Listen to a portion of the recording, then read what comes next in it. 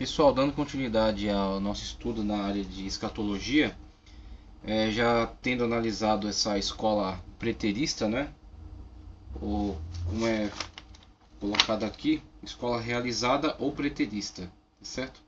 Escola realizada ou preterista. Aí no quadro mesclamos a escola histórico-preterista, colocando a questão da análise da escola, da análise histórica, né? A análise histórica da escatologia, como entendendo que aquele conteúdo da escatologia foi se realizando ao longo da história e talvez haja algo ainda a se realizar, mas não muito. E a escola preterista enfatizando que a questão escatológica está toda realizada. Inclusive, num plano geral, a escola preterista entendendo que a grande tribulação pode ser visualizada no contexto da grande destruição de Jerusalém no ano 70 depois de Cristo. Tivemos tanto no ano 70 quanto no ano 135, se não me engano, com a revolta de Bar Kokhba, tá certo? Os dois períodos aí de grande destruição infligida a Israel, e isso podendo ser visualizado como um período de grande tribulação. Após isso, o grande crescimento da igreja, né, a propagação do evangelho, o estabelecimento da igreja como o milênio, sendo entendido como uma tipificação do milênio. Então, na verdade, o autor bíblico usando de linguagens alegóricas, usando de linguagens figuradas, falando de eventos históricos. Então, o preterista lê o Apocalipse entendendo que o autor usa de linguagens figuradas para se referir a eventos históricos que aconteceram já e que estão localizados no passado. Então, o que havia de escatológico na realidade era aquilo que estava enquadrado nas profecias do Antigo Testamento.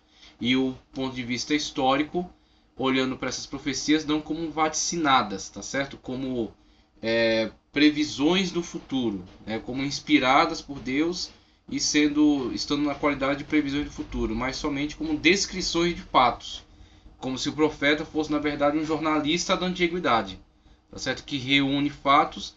E aí, por exemplo, o livro de Isaías, sendo na verdade o nome Isaías como o nome de uma agência de informações, e tendo diversas pessoas trabalhando, recolhendo informações ao longo da história e atribuindo ao personagem Isaías, tá certo? Então, sendo, por exemplo, o livro de Isaías constituído de diversas informações colhidas ao longo do tempo, e assim com Isaías, com Ezequiel, com Daniel, tá certo? E o Antigo Testamento como escatológico, como uma previsão para o futuro, e o Novo Testamento como a visualização dessas antigas previsões. Mas tanto na questão do histórico quanto do preterista, e principalmente do preterista, tudo realizado. A questão do histórico deixando ainda a possibilidade de alguma realização, mas o preterista como tudo realizado já no passado, tá certo? Já durante a época do estabelecimento da igreja. Inclusive o ponto de vista de que a época da institucionalização, tá? Da institucionalização da igreja por Constantino, sendo vista inclusive como a possível descrição do novos céus e nova terra. Okay? Então temos aí abordagens diferentes de diferentes escolas que lançam seus pontos de vista sobre o escopo da escatologia. E aí passamos adiante então com a figura agora de Rudolf Bultmann, tá certo? Rudolf Bultmann e a chamada escatologia existencial. Escatologia existencial. A escatologia existencial tem como seu protagonista maior o escritor Rudolf Bultmann, que viveu entre 1884 e 1976. Ele construiu sua escatologia dentro dos quadrantes da filosofia existencialista. Mas o que vem a ser filosofia existencialista? E a gente recorre aqui a um outro material, o Dicionário Teológico de Cláudio Honor, tá certo? Dicionário Teológico de Cláudio Honor Corrêa de Andrade, da CPAD. Na página 180 tem aqui o verbete tratando de existencialismo, do latim existentia, mais ismo, movimento filosófico que sublima a existência em detrimento da essência, tá? Sublima a existência em detrimento da essência, surgido do pensamento que precedeu a Segunda Guerra Mundial, pouco antes da Segunda Guerra. Seus expositores passaram a considerar que, tendo em vista a urgência daqueles tempos e a brevidade da vida, o ser humano não deve preocupar-se com questões metafísicas, colocando aí em segundo plano as questões metafísicas, mas tirar o máximo proveito da existência. É uma espécie de epicurismo doentio e pessimista. Então veja só que todas as ideias, né, no campo teológico, filosófico, elas não morrem totalmente. Veja, no campo teológico, Ariano defendeu tanto aquele ponto de vista sobre a cristologia, de que Jesus era apenas um homem, Jesus não é Deus, que Jesus nasceu no tempo e no espaço, e que não existia antes daquele evento, do seu nascimento. Discutiu tanto essas questões, e a igreja batalhou tanto contra isso, alguns concílios, né, para virar a mesa, para anular esse ponto de vista ariano. E quando pensa-se que isso desapareceu da face da terra, surgem aí os TJs e ressuscitam esse morto e carregam esse morto para todo lado. E dizem que Jesus não é Deus, alteram a Bíblia, adulteram, né, as suas Bíblias com alterações absurdas do texto original, colocam colchete para todo lado, inserem ideias estranhas ao texto, né, como por exemplo colocam ele como um Deus. No princípio era o Verbo, e o Verbo estava com Deus, e o Verbo era um Deus, entre colchetes, logo tornando-os politeístas, porque existe Deus, Jeová, na concepção deles, e existe esse tal desse um Deus que eles inventaram, que colocaram isso para Jesus. Tudo para poder fazer com que a Bíblia se adeque à sua teologia. Ok? Então vemos aí, no campo da filosofia, o existencialismo ressuscita Epicuro, só que de forma piorada, bastante mais, de uma forma mais desesperada, né? Uma teologia que na verdade foi impulsionada, foi motivada pelos eventos da época. Ela nasce associada aos trágicos eventos da época. Eles estavam aí no interregno entre a Primeira e a Segunda Guerras Mundiais, que foram com certeza eventos catastróficos, né? Que causaram alterações escatológicas sérias, como por exemplo o pós-milenismo. Ele fracassa nessa época. O pós-milenismo, que foi muito forte, nessa época ele vai a um período de muita baixa, porque os conceitos defendidos por eles acabaram que contraditados pelo status quo do momento, né, da situação de miséria da Primeira e Segunda Guerra Mundial. Tá certo? Então temos aí como interfere a situação geopolítica, como interfere nos pensamentos acerca de escatologia. E aí vemos aqui na questão da filosofia, uma espécie de epicurismo doentio e pessimista. O maior expoente do existencialismo foi o escritor francês Jean-Paul Sartre, que em tudo procurou manter-se de acordo com essa filosofia. Tal coerência levou inclusive a renunciar ao Prêmio Nobel de Literatura. Vemos aí o personagem Jean-Paul Sartre, que é uma das figuras representativas dessa filosofia existencialista. E essa filosofia existencialista, na sua abordagem, como enfatiza a questão, o próprio nome, né, a questão da existência em detrimento da essência, tá certo? E inclusive a marginalização da prioridade sobre questões metafísicas, né, sobre elaborações metafísicas. E isso interfere na teologia, e um dos canais de interferência na teologia é Rudolf Bultmann, que de certa forma estava associado a essa filosofia existencialista e traz isso para dentro da análise teológica que ele faz. E essa análise teológica, não somente sobre a questão da escatologia, mas sobre a questão da Bíblia num todo. Tá certo? Então a forma como ele aborda a Bíblia é motivada por essa, referenciada por essa filosofia existencialista, e ele implementa a sua análise bíblica colocando a Bíblia como uma coleção de mitos, e a demitologização desses mitos bíblicos, conforme o conceito dele, vai nos colocar em contato com aquilo que há de importante na Bíblia, que são seus referenciais. E aí aproxima-se até das escolas, da escola liberal, conforme já foi abordado.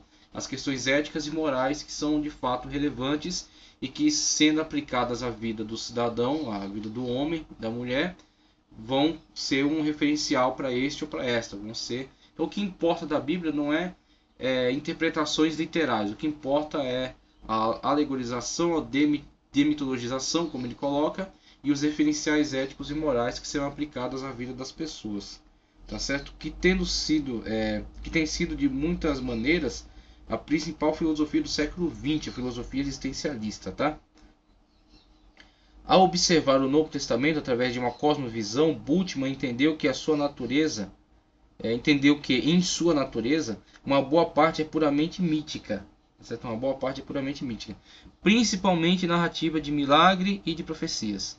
Principalmente narrativas de milagres e de profecias, porque não se adequam ao conceito existencialista.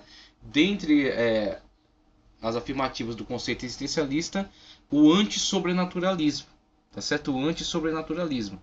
Então, tudo que é sobrenatural é encarado como fora do plano existencial, tá certo? Da possibilidade de análises humanas.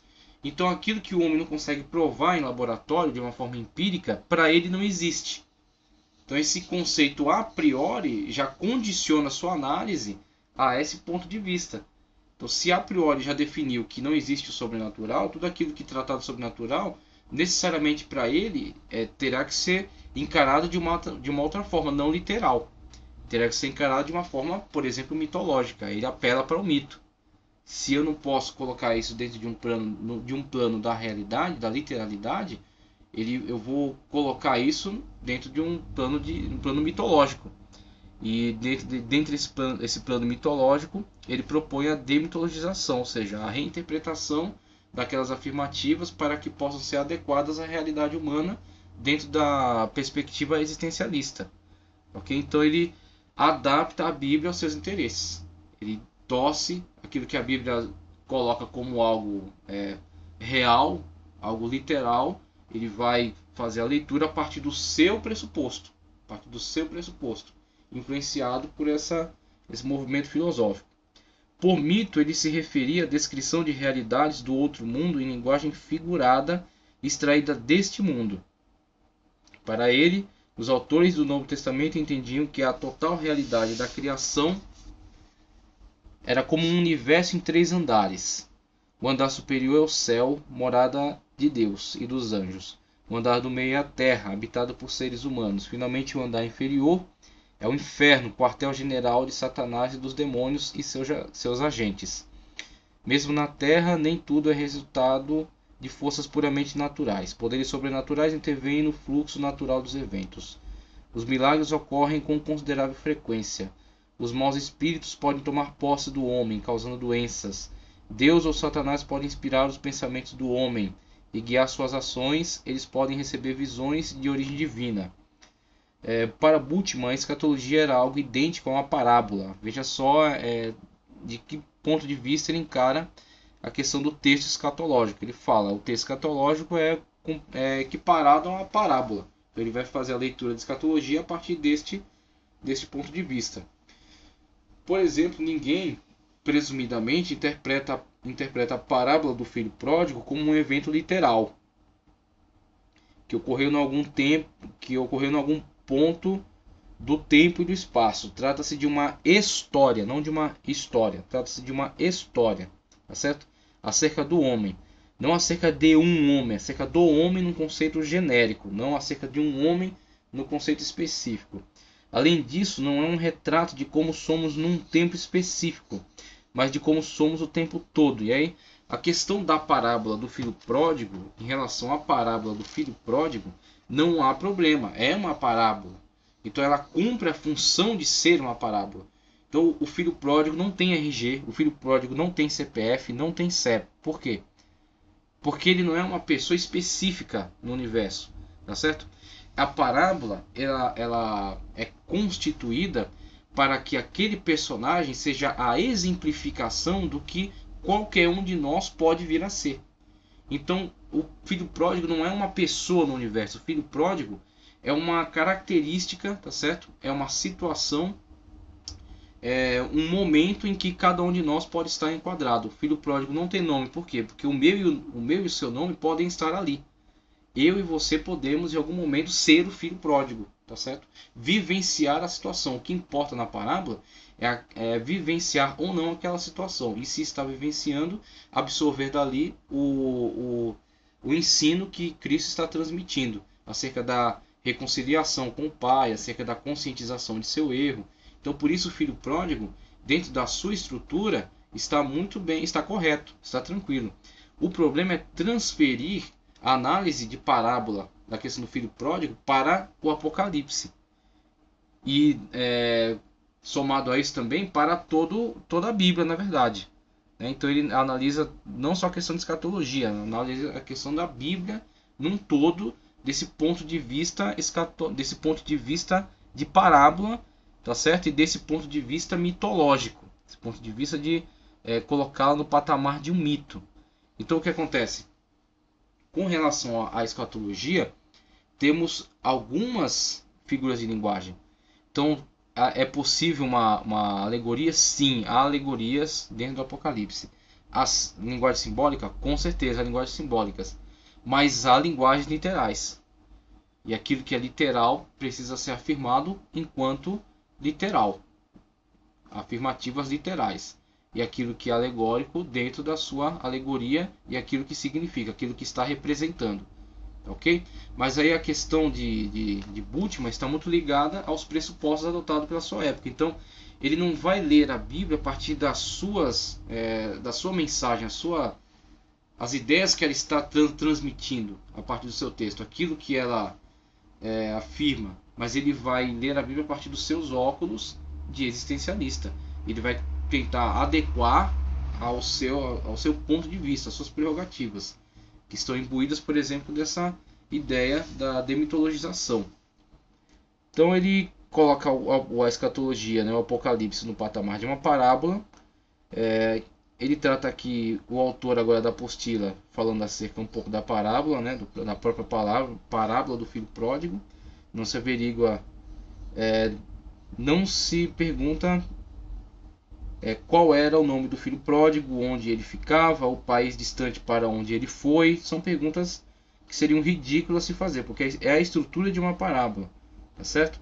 Nem que tipo de roupa ele vestia, nada disso importa. Não se averigua a parábola ao estabelecer sua historicidade, porque não tem. Ela não precisa de uma historicidade, ela não depende disso. A estrutura dela é uma estrutura aberta, para que qualquer um de nós nos enquadremos nessa situação e possamos absorver os conceitos que estão sendo transmitidos ali. Mas sim por meio de examinar sua própria experiência subjetiva, a fim de nela encontrar alguma lição de vida. Dessa forma acontece também com o conceito da escatologia defendida por Bultmann. Então é nesse ponto onde ele aproxima a escatologia da parábola. Então ele coloca que a escatologia está, na verdade, na mesma estrutura da parábola. Da mesma forma como não se perguntava em que momento, em que país, características pessoais, características singulares daquele personagem, da mesma forma não se deve olhar para a escatologia como algo literal, mas também no mesmo plano como que se olha uma parábola. Não se deve perguntar em que momento se dará a escatologia. Não se deve se perguntar em que momento haverá o arrebatamento, em que momento haverá o estabelecimento de um reino milenial, quando haverá o juízo final. Nada disso. Deve-se olhar para a escatologia da mesma forma como se olhava para a parábola do filho pródigo. Absorver dali os conceitos subjetivos. Então é aí onde você entende a partir de que pressuposto eles fazem a análise da escatologia. Tá certo? Escatologia a partir do ponto de vista de Rudolf Bultmann. Não se pergunta, acontecerá dessa maneira? Mas sim, estou experimentando na minha vida própria, estou experimentando na minha própria existência as verdades aqui faladas? Alguns veem esse esforço para redefinir a escatologia como sendo um desvio do ensino bíblico, uma virtual rejeição da autoridade bíblica. Esse não é o caso, alegou Bultmann. Segundo Bultmann, a demitologização da Bíblia foi iniciada na realidade pelos próprios autores bíblicos. Por exemplo, o apóstolo Paulo não entendia a salvação como sendo algo puramente futuro, que viria a ser realizada posteriormente num outro mundo, mas como uma realidade que ocorre no presente. Para provar isso, ele menciona 1 Coríntios 15:54 e 2 Coríntios 5:17, 6 e 2. Então veja aí, o grande problema, onde mora o grande problema? Não só cometido por Bultmann, mas pela Testemunha de Jeová, pelos Adventistas do Sétimo Dia e por qualquer outro. É colocar esses óculos e só ler a partir deles.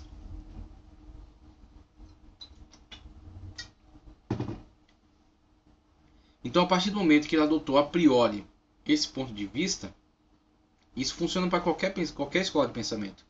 Ele adotou esse ponto de vista a priori. Então, tudo aquilo que não se adequar, ele adapta não o seu ponto de vista, mas o texto bíblico. Então, por exemplo, quando Paulo ele usa aqui como justificativa que Paulo não esperava, que Paulo não entendia futuristicamente, não analisava de uma forma futura. O apóstolo Paulo não entendia a salvação como sendo algo futuro. Veja só. Então o que ele diz? Olha, a análise futurística disso aqui, como algo que se cumprirá em algum momento no espaço-tempo, no futuro, não é defendida por Paulo. Agora, por que Paulo não fazia essa afirmativa de algo que seria realizado para o futuro?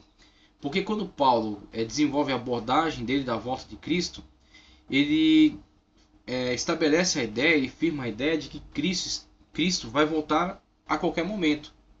De que Cristo, temos que esperar, temos que estar pronto para o retorno dele a qualquer hora. E de onde Paulo tira esse conceito? Paulo tira esse conceito das próprias palavras do Senhor Jesus Cristo. Porque o Senhor Jesus Cristo deixou muito claro: minha vinda será como o ladrão à noite, quando não esperais. Assim como o relâmpago sai do Oriente e se mostra até o Ocidente, assim será a vinda do Filho do Homem. Né? Na parábola das 10 virgens, 5 prudentes e 5 loucas, não saberás a que hora será dado o brado, aí vem o esposo. Então sempre a questão da iminência. Então, a qualquer momento se dará. A qualquer hora, tem que estar alerta, tem que estar atento. Então, o desenvolvimento de Paulo era acerca de estar sempre pronto, estar sempre alerta, estar sempre atento à volta de Cristo, que se dará a qualquer momento. E que será um evento rápido, que será um evento dramático, como diz outros intérpretes aí, como a gente viu, Schelman e aquele outro, deixa eu pegar aqui até o nome dele,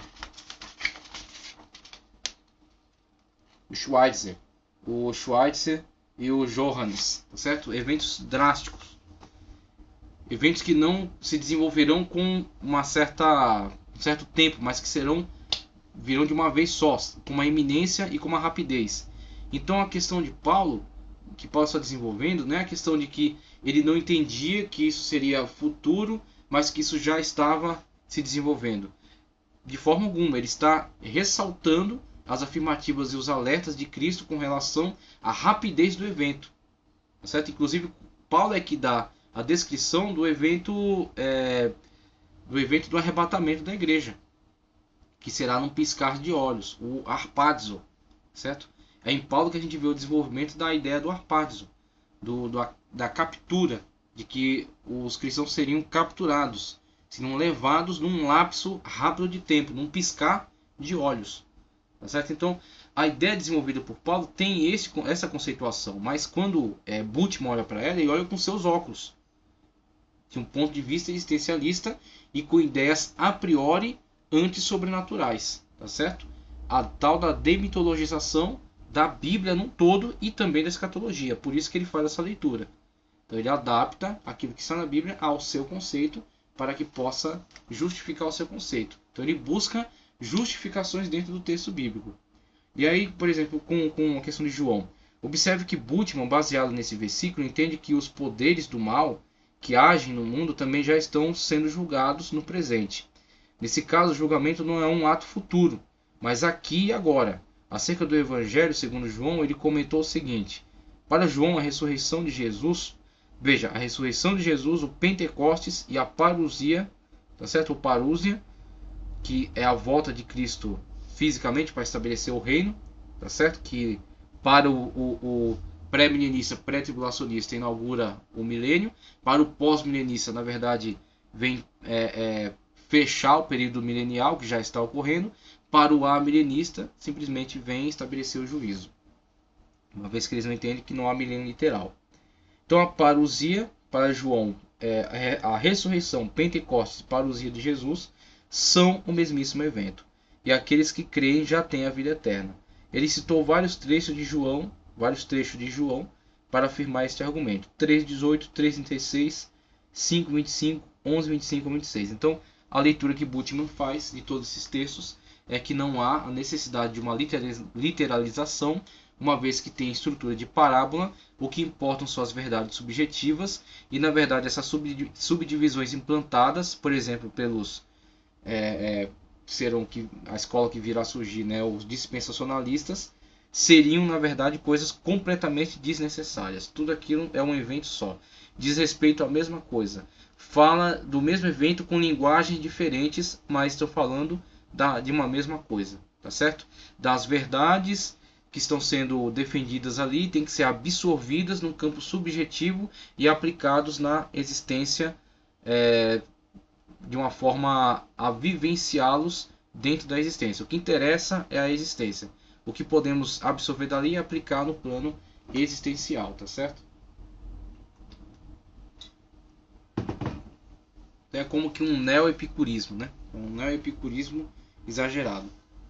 Então, nesse outro ponto aqui, o teólogo ele apresenta aqui um pouco da questão da escatologia no âmbito pessoal. Então, uma vez que vimos aí alguns intérpretes, né, as suas hipóteses, suas possibilidades, vemos um pouco aí sobre o quanto a escatologia é importante individualmente para cada um de nós. A escatologia é tema de grande interesse, pois trata-se de estudar acerca da maior preocupação do ser humano, que é o seu destino final. A melhor postura é a daquele que, mesmo se empenhando em conhecer as informações bíblicas, não se porta como aquele que pensa ter descoberto tudo a respeito. Nessa matéria, a Bíblia supera com largueza a proposta de todas as ciências, pois só ela fornece afirmativas acerca do mundo vindouro. Então, a escatologia no âmbito pessoal é principalmente entendermos que, dentre as questões importantes da vida, ganhar dinheiro, viver experiências interessantes, importantes, né? Ser feliz, e como isso é um conceito vago, né? Ser feliz. Às vezes é a questão de ser alegre e ser feliz. Às vezes as pessoas não estão vivendo momentos alegres, mas não necessariamente ela não é feliz. Então ser feliz é uma questão muito mais fundamental, é uma questão muito mais fundamental, e é uma questão de tranquilidade, de firmeza, de estar num ponto de equilíbrio em relação à sua vida, aquilo que é de mais importante, aquilo que é de mais aquilo que é mais essencial, né, para a sua existência, do que momentos específicos. Então, às vezes, num momento específico, você está vivendo uma situação que não é tão agradável, tão interessante, mas num plano geral você está feliz com aquilo que você tem alcançado e com aquilo que Deus tem feito em relação à sua vida, né, com o caminho que você tem trilhado. Então vemos aí, a escatologia trata de algo fundamental. Dentre as prioridades, a questão do destino final. O destino final do ser humano como indivíduo, escatologia pessoal. Então essas escolas trabalham às vezes numa questão muito generalizante, mas temos que nos lembrar que a escatologia é de interesse pessoal.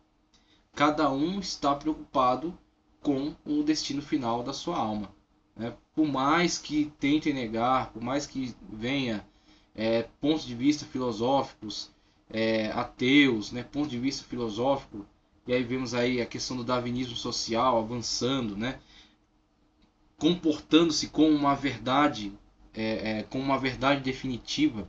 Veja aí que a questão do debate entre as ideias é o que é tão pregado, tão asseverado aí por diversas pessoas que se entendem com autoridade de formação de opinião, né, com capacidade científica, né, formação acadêmica, defendem a questão da pluralidade de ideias e colocam até a questão, por exemplo, do campo do conhecimento desenvolvido na Idade Média como algo que proibia, né, esse debate de pluralidade de ideias. Mas quando observamos hoje o mundo acadêmico, vemos que na verdade essa pluralidade de ideias ela ficou só no campo teórico. Por quê? Existem alguns pontos de vista que são quase que intocáveis. São quase que intocáveis.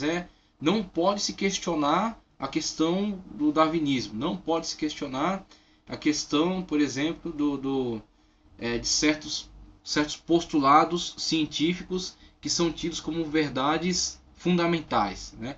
A questão do Big Bang, a questão aí da origem randômica da vida, né? Sem interferência de uma inteligência externa, sem interferência de uma inteligência sobrenatural, de algo que podemos chamar de Deus. Então a vida teve que desenvolver por si mesma. O universo surgiu por si mesmo. O universo surgiu de uma explosão que não foi gerada por um ser externo a ela. Surgiu por si mesmo, do acaso. Desenvolveu-se por acaso. O ser humano, a vida na Terra surgiu por acaso também.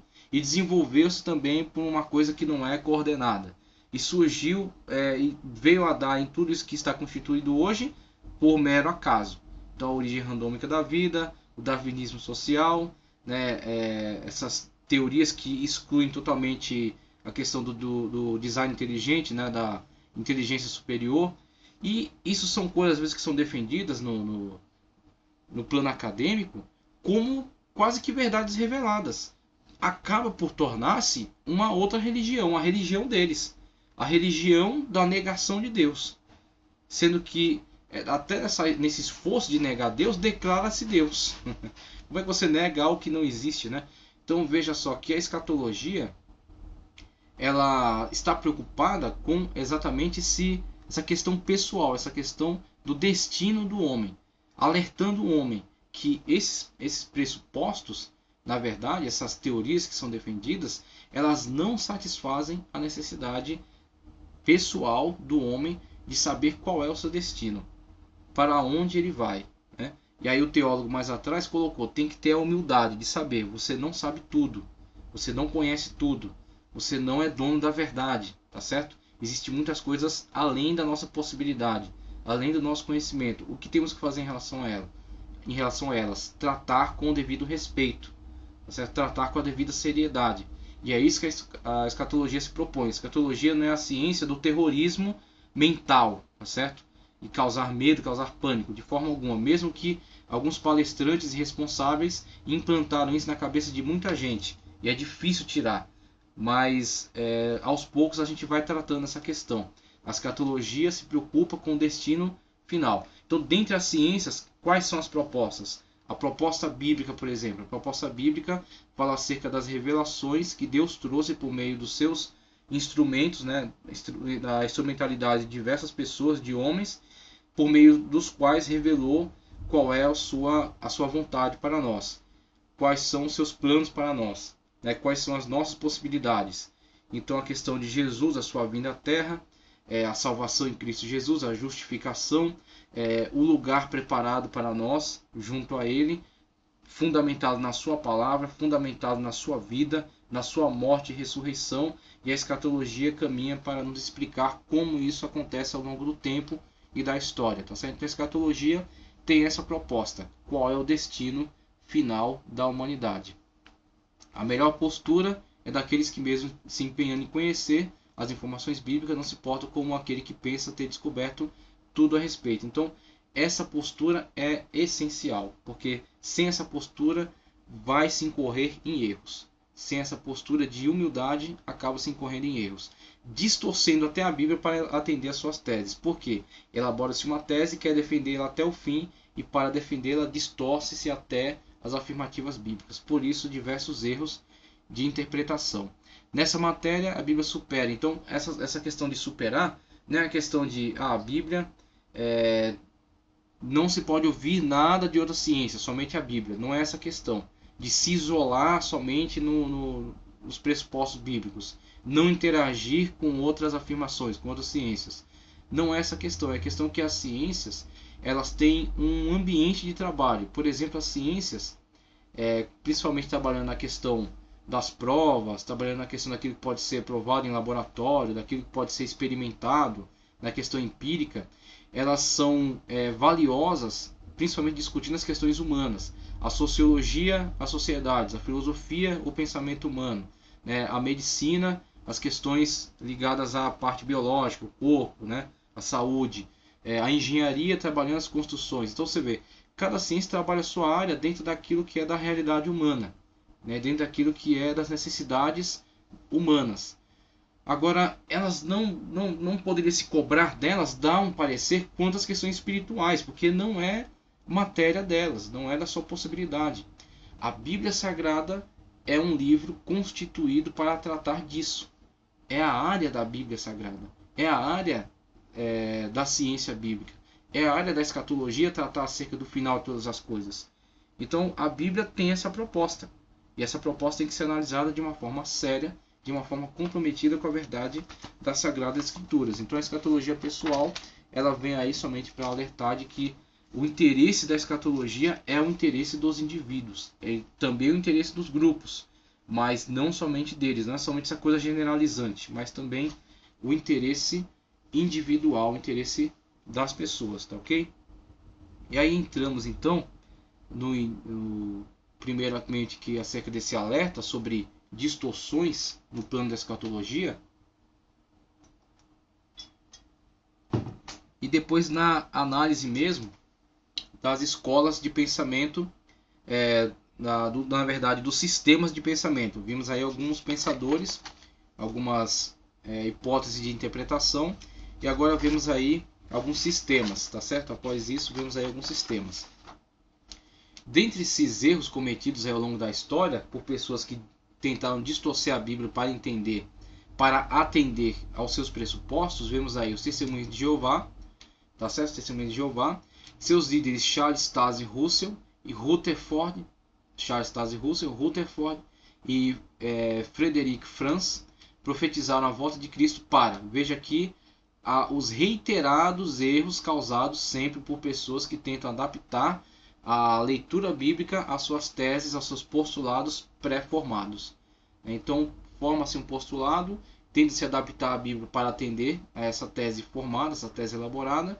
Quando a Bíblia não atende a isso, em vez de alterar as suas teses ou de abandoná-las, que seria o melhor, o mais correto, eles vão reformulando, vão tentando readaptá-la. Então, tentaram prever a volta de Cristo para 1914, 1915, 1918, 1920, 1925, 1941 e finalmente 1975, todas tendo falhado. Mesmo assim, eles continuam insistindo nisso.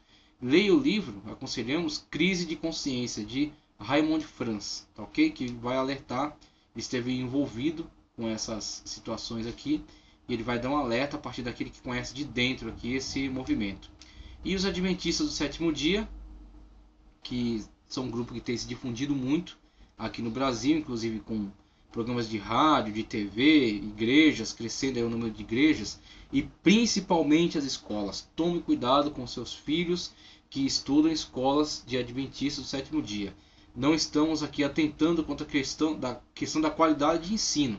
Eles são muito sérios quanto à qualidade de ensino, só que eles defendem o seu postulado teológico. Então, em algum momento, eles vão tentar implantar na mente da criança algo do seu postulado teológico. Por exemplo, incentivar a criança a não comer carne de porco, incentivar a criança a não tomar café, incentivar a criança a entender, e aí quando entra pela questão dos estudos bíblicos, entender a Bíblia a partir do seu ponto de vista, tá certo? Sendo que eles têm uma estrutura que infelizmente falha em algumas doutrinas fundamentais.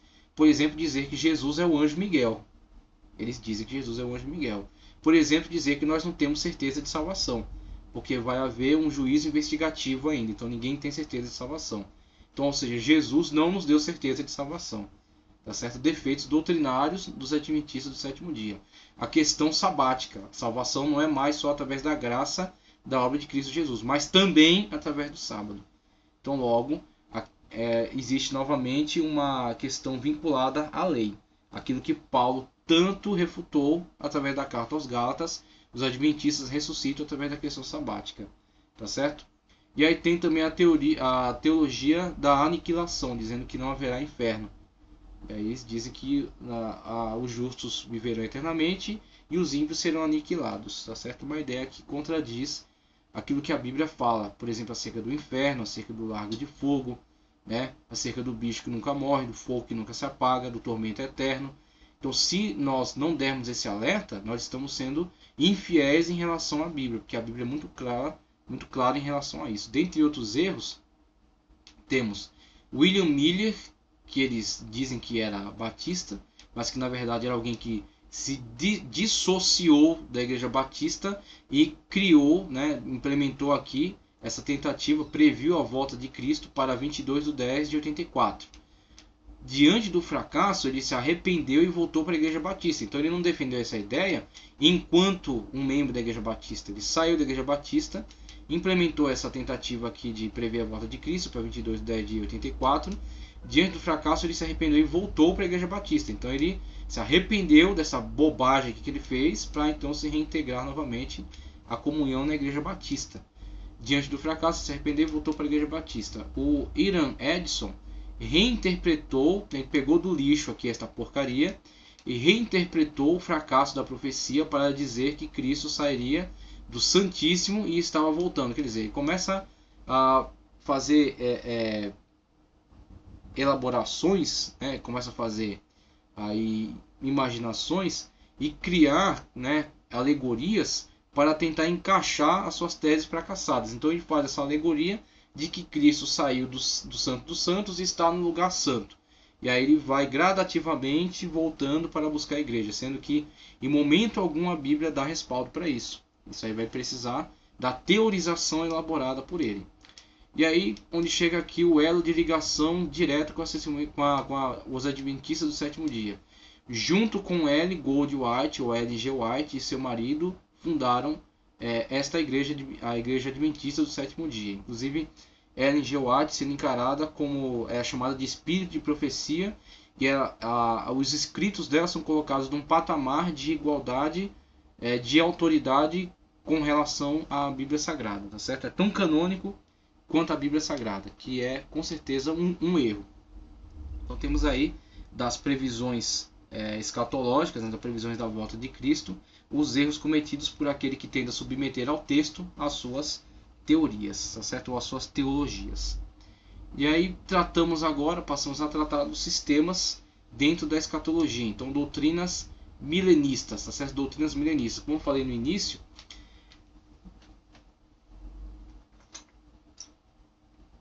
a escatologia ela tem alguns temas que são eixo, em torno do qual gravitam as escolas de interpretação. Então, o grande eixo escatológico é o milênio, aquilo que vai tratar acerca do milênio. Então, dentro do milênio tem as escolas de interpretações escatológicas, a futurista, e dentro da futurista tem as subdivisões. Então, futurista pré-tribulacionista, arrebatamento antes da tribulação, pré-milenista, porque eles creem num milênio literal que será estabelecido no plano futuro, por isso são futuristas. São pré-milenistas, são futuristas. Da ala pré-tribulacionista, mid-tribulacionista, ou seja, arrebatamento no meio da grande tribulação. Pós-tribulacionista, depois da grande tribulação, mas antes do milênio, pré-milenistas. E todas essas subdivisões estão dentro da interpretação futurista da escatologia. A histórica preterista já vimos, já analisamos, histórico preterista, certo? Tudo realizado, tudo realizado, escatologia realizando-se. Tudo realizado, escatologia realizando-se no plano humano. E a escola simbolista, e aí vimos dentro da escola simbolista, podemos encaixar aqui os liberais, tá certo? Encaixar aqui Rudolf Bultmann, mas aí numa espécie de um simbolismo extremo. Tá certo? O Rudolf Bultmann, por exemplo, é alimentado pela filosofia existencialista, colocando a Bíblia toda num plano mitológico. Então, o simbolista aqui, dentro dessa abordagem de Bultmann e dos liberais, é diferente do amilenista, do amilenismo, por exemplo, defendido por João Calvino e por Agostinho. Eles não colocam a Bíblia toda num plano de forma alguma colocam a Bíblia num plano mitológico, ou colocam toda a Bíblia num plano alegórico. Eles entendem que alguns trechos são alegóricos. Por exemplo, o amilenismo, toda a questão do amilenismo é entender que o milênio é alegórico. O milênio é alegórico. E eles se diferenciam dos pós-milenistas. Tá certo? Então aqui temos o milênio alegórico. Então não haverá um milênio literal a ser estabelecido no futuro. O milênio está sendo vivenciado ao longo das eras. Tá certo?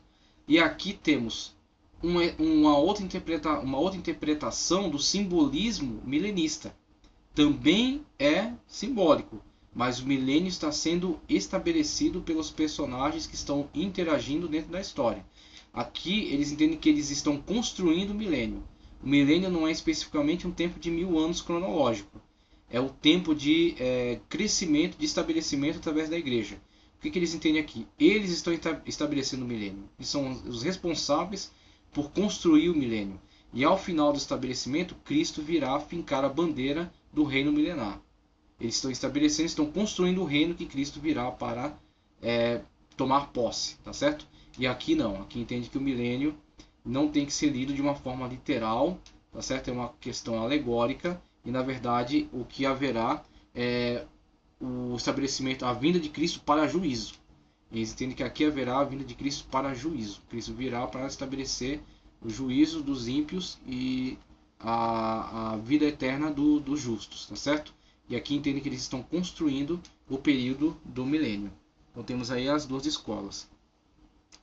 Então essas escolas encaradas aí dentro do plano geral, nós podemos fundir aqui as duas dentro desse plano geral e analisar cada uma delas especificamente dentro do plano. Então temos a escola simbolista e a escola amilenista, tá certo? A escola simbolista já foi analisada. E aí vemos aí os ramos do amilenismo, né? O amilenismo e o pós-milenismo.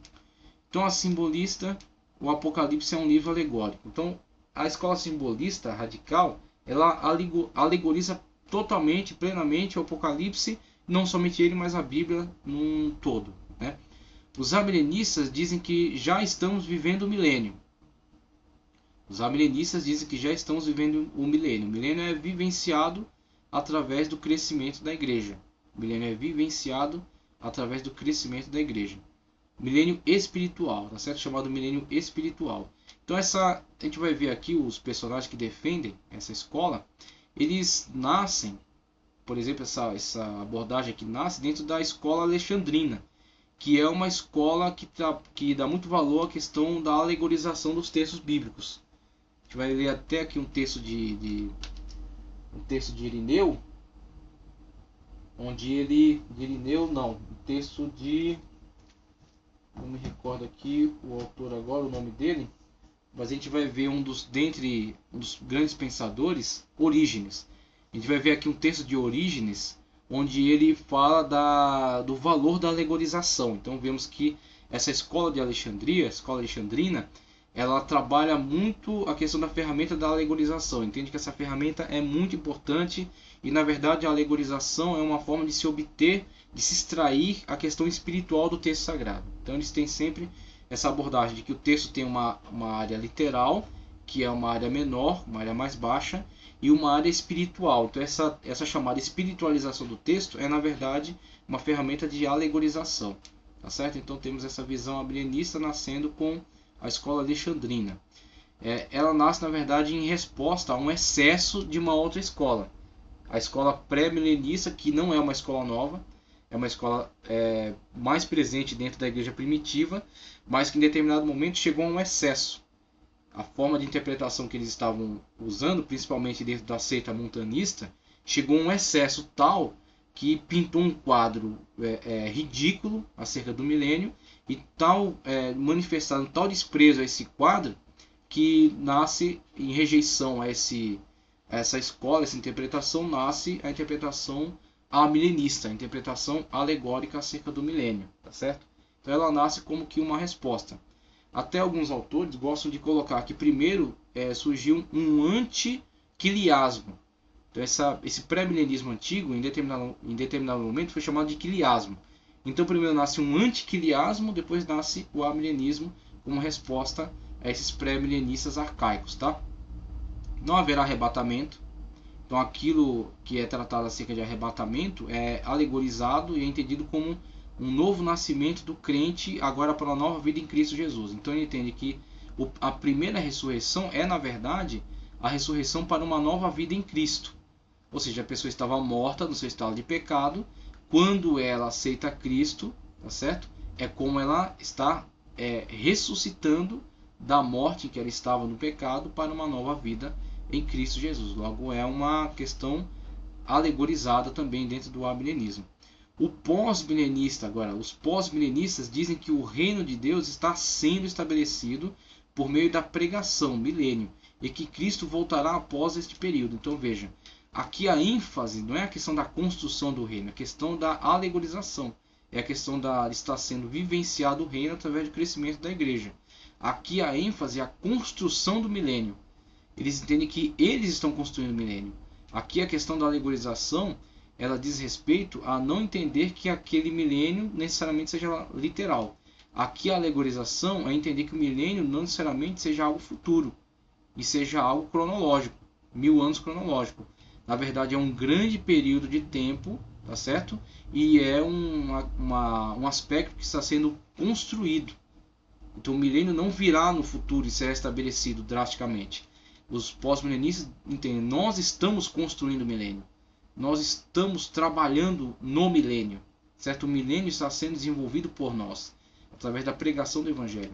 Então esse ponto de vista aqui, em determinado momento da igreja, ele foi muito importante. Ele alimentou mentes que foram brilhantes na pregação do evangelho. E através dessa cooperação deles, o evangelho se expandiu pelo mundo. Tá certo? Então temos aqui os pós-milenistas e aqui o plano geral do Apocalipse. Tá?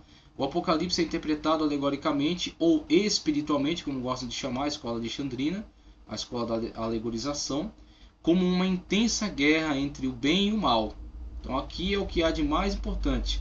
Você vê, esse conceito aqui também é usado pela escola simbólica, a escola existencialista, por exemplo, e os liberais.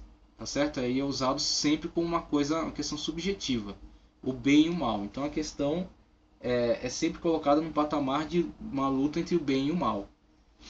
A igreja estabelece o reino milenial. Aqui já é uma abordagem mais para o pós-milenismo. A igreja estabelece o reino milenial por meio da pregação.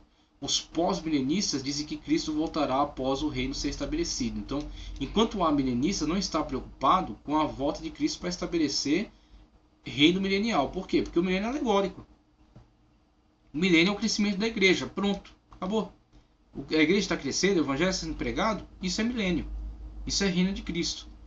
Quando Cristo vai voltar? Cristo vai voltar para o juízo. Então o que o amilenista valoriza? A parousia, ou parúzia. Certo? Então a parúzia é a volta de Cristo para estabelecer o quê? O juízo.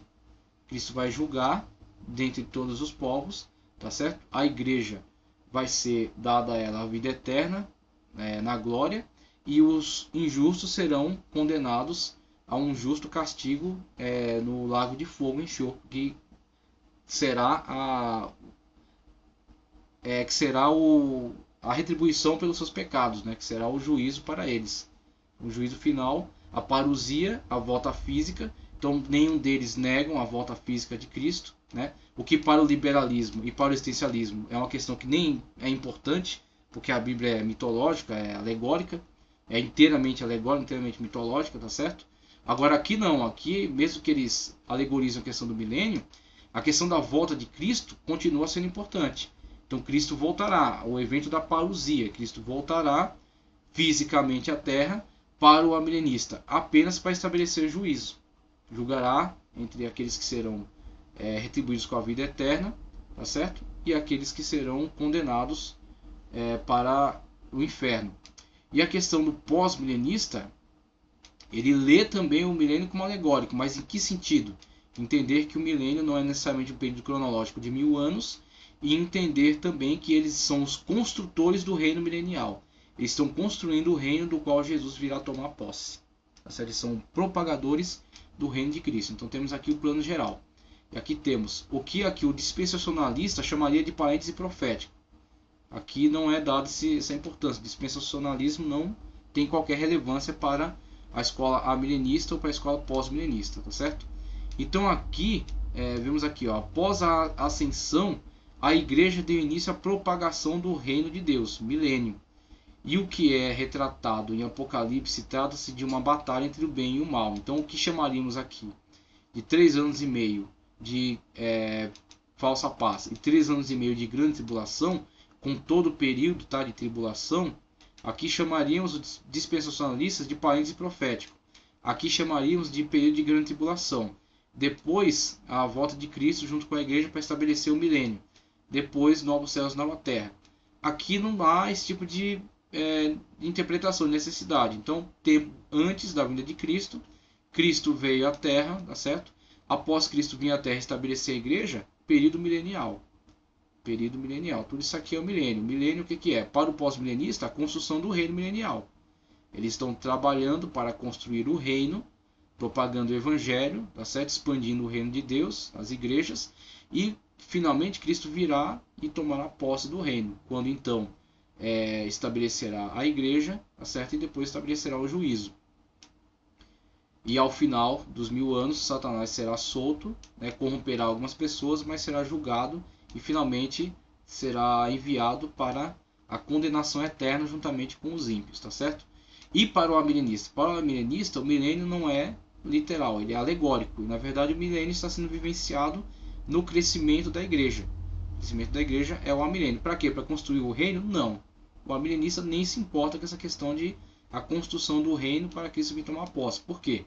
O milênio está sendo vivenciado na vida da igreja, conforme ela vai se desenvolvendo, vai crescendo, e ao final Cristo virá para estabelecer o juízo. Então, quando Cristo vier, ele vai julgar entre aqueles que serão admitidos à vida eterna com Cristo e aqueles que serão condenados eternamente ao inferno. Tá, ok? Então temos aí um plano geral da questão amilenista, né? Vimos aí o final lá das escolas de interpretação com Bultmann. Vimos aí a questão do plano geral do amilenismo e do pós-milenismo. E na próxima aula passamos a analisar a questão do plano geral do amilenismo, certo? A questão do plano geral do amilenismo.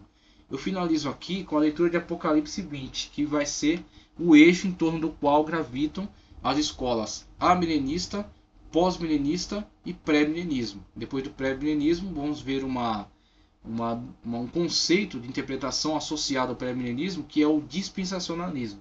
Tá certo? Por enquanto, vamos ler aqui o livro de Apocalipse, o texto de Apocalipse 20, 1 ao 6, que é fundamento, que é a base de discussão dessas escolas. Apocalipse 20, 1 ao 6, que diz: E vi descer do céu um anjo que tinha a chave do abismo e uma grande cadeia em sua mão. Ele prendeu o dragão, a antiga serpente, que é o diabo e Satanás. Veja, e amarrou-o por 1000 anos. Pronto, a partir daí já começa uma certa diferenciação entre as escolas. A escola futurista, né? Tanto os pré, quanto os mid, quanto os pós-tribulacionistas, leem esse trecho de uma forma literal. Os 1000 anos serão estabelecidos literalmente. Satanás estará amarrado por 1000 anos literais, cronológicos, tá certo?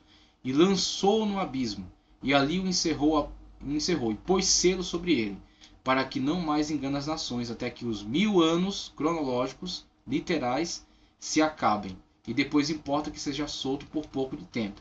Muito bem, então os futuristas, pré-milenistas, leem esse trecho de forma literal. Os amilenistas, alegoricamente, tá certo? Não cronologicamente. Os pós-milenistas, também alegoricamente, mas principalmente não cronologicamente. Eles dizem que Satanás está amarrado, por quê? Porque a igreja está reinante. Certo? A igreja está propagando o evangelho, na terra. Tá ok?